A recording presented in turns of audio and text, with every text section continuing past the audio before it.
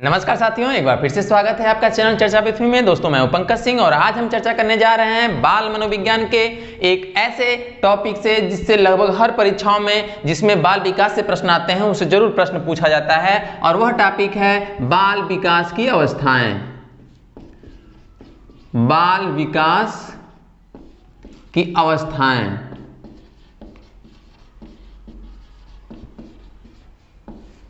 दोस्तों बाल विकास की अवस्थाओं पे हम चर्चा करें तो इसमें हम किन किन बिंदुओं पे चर्चा करेंगे, बाल विकास की प्रमुख अवस्थाएं कौन कौन सी हैं, इन अवस्थाओं पे कौन कौन से क्वेश्चन कैसे कैसे बनने वाले हैं, इन सब बिंदुओं पे हम चर्चा करेंगे। तो आइए दोस्तों शुरू करते हैं। बाल विकास की अवस्थाओं में सबसे पहले हम देखेंगे बाल विकास की तीन महत्वपूर्ण अवस्थाएं होती हैं। पहला होता है शैशवावस्था,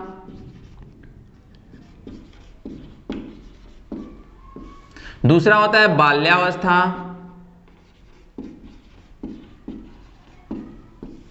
और तीसरा होता है किशोरावस्था।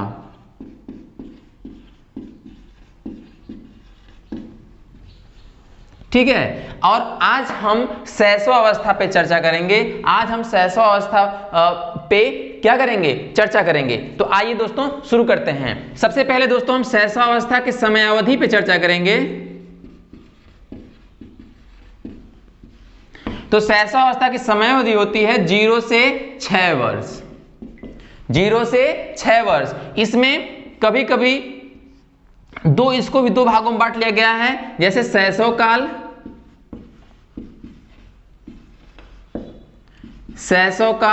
और दूसरा होता है पूर्व बाल्यावस्था।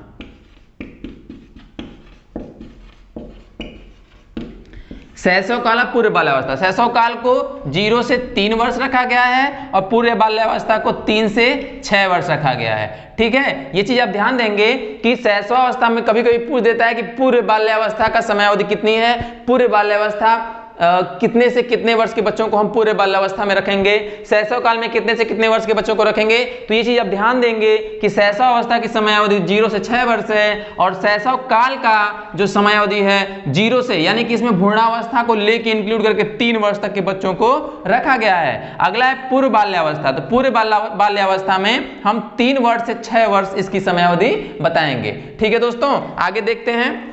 अब समयावधि के बाद हम इस पे महत्वपूर्ण कथनों पे चर्चा करेंगे। तो सबसे पहला कथन है कि ठीक है, ये कथन है शैशवावस्था सीखने का अनोखा काल है। किसने कहा है? शैशवावस्था को सीखने का अनोखा काल किसने कहा? ठीक है दोस्तों, तो इसका आंसर हो जाएगा कि शैशवावस्था को सीखने का अनोखा काल वेलेंटाइन ने कहा है।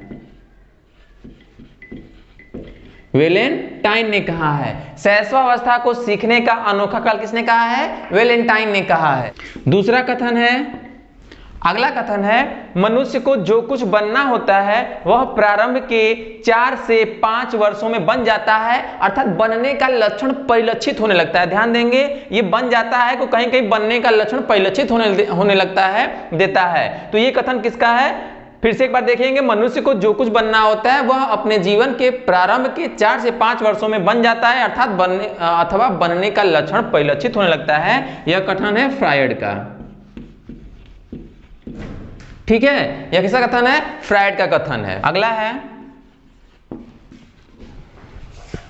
अगला कथन है, बालक के हाथ पैर व नेत्र उसके प्रारंभिक शिक्षक हैं। बालक के हाथ पैर व नेत्र उसके प्रारंभिक शिक्षक हैं। ये कथन है रूसो का।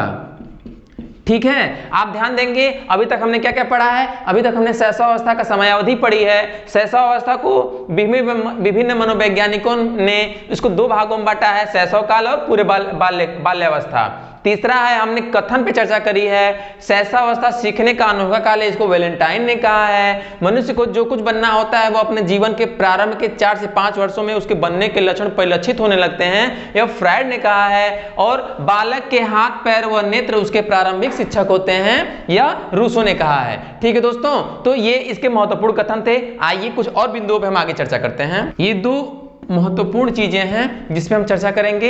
ओडिपस ग्रंथि क्या होती है और इलेक्ट्रा ग्रंथि क्या होती है। ठीक है, तो देखिए, जब शैशवावस्था में बच्चे होते हैं तो जो बालक होते हैं उनका अपनी माता के प्रति ज्यादा प्रेम की भावना का विकास होता है। बालकों के मातृ प्रेम की जो भावना होती है वो ज्यादा होती है, यानी कि इसको हम ओडिपस ग्रंथि के नाम जाते हैं। जो बालक होते हैं उनके मातृ प्रेम को प्रकट करने के लिए ओडिपस ग्रंथि होती है।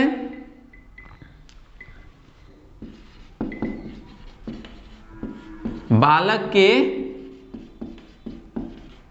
मातृ प्रेम, ठीक है, बालक के मातृ प्रेम का कौन सी भावना ग्रंथि प्रकट करती है? ओडिपस। और बालिकाओं के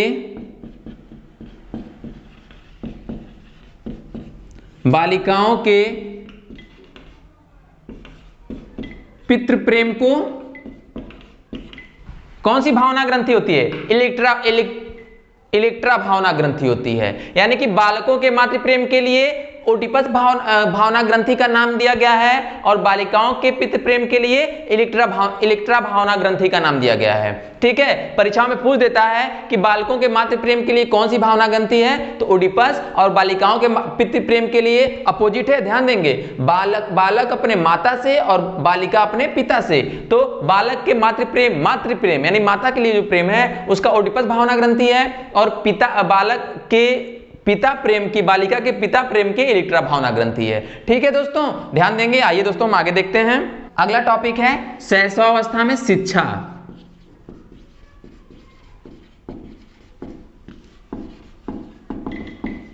शैशवावस्था में शिक्षा, ठीक है। तो शैशवावस्था में शिक्षा स्वाभाविक रूप से है कि बच्चों को इस प्रकार से हम शिक्षा देंगे कि वो रुचिकर होनी चाहिए। ठीक है, रुचिकर होनी चाहिए। तो शैशवावस्था में शिक्षा कैसी होनी चाहिए? सबसे पहले तो शैशवावस्था में शिक्षा ऐसी होनी चाहिए कि वो रुचिकर होनी चाहिए। जैसे अगर बच्चों को हमको रंगों की पहचान या रंगों और आकारों की पहचान दें तो चमकीले कागज उसको दे दें।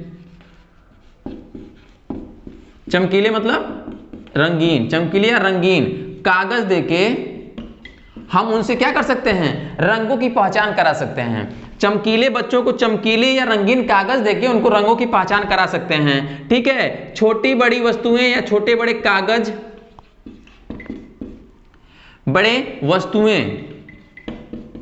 वस्तुओं के द्वारा उनसे हम आकार के बारे में बता सकते हैं। ये क्या हो जाएगा? इसको हम रंग से बताएंगे, इसको हम क्या करेंगे? आकार के लिए इसका इस्तेमाल करेंगे। ठीक है, यानी कि रंगों की पहचान के लिए बच्चों को छोटे छोटे कागज या अन्य चमकीली वस्तुएं जो थोड़े चटकदार हो उनसे हम रंगों की पहचान बच्चों से समझा सकते हैं, करा सकते हैं। छोटे बड़ी वस्तुओं देके उससे हम उसमें छोटे और बड़े वस्तुओं को छांटने के लिए कह सकते हैं, और इस प्रकार से बच्चा क्या सीख लेगा कि कौन सी वस्तु छोटी होती है, कौन सी वस्तु बड़ी होती है, छोटी क्यों है, बड़ी क्यों है, ये हम उसको बता सकते हैं। ठीक है, गोल, त्रिकोण,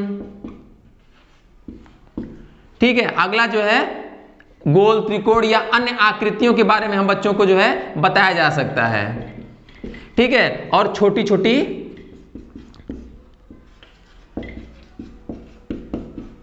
कविताएं और गतिविधियां, बच्चों को छोटी छोटी कविताएं और गतिविधियां भी बता के उसको शिक्षा दी जा सकती हैं। लेकिन ये ध्यान देंगे कि बच्चों को हम इन सब में वही विधि अपनाएंगे या ये सब ऐसे होनी चाहिए कि उसको उबाऊ ना हो, बोर ना हो, थोड़ा सा रचनात्मक और क्रियात्मक होना चाहिए। ठीक है, तो आज हमने शैशवावस्था में बच्चों ये देखा कि शैशवावस्था की समयावधि कितनी होती है, शैशवावस्था में कौन कौन से महत्वपूर्ण कथन होते हैं, और शैशवावस्था में बच्चों की शिक्षा कौन सी होती है, शैशवावस्था में भावना ग्रंथि क्या होती है, इन सब बिंदुओं पर चर्चा करी। उम्मीद है दोस्तों कि यह वीडियो आपको पसंद आया होगा। ऐसे ही अन्य वीडियो के लिए चैनल पर बने रहें। तब तक के लिए धन्यवाद।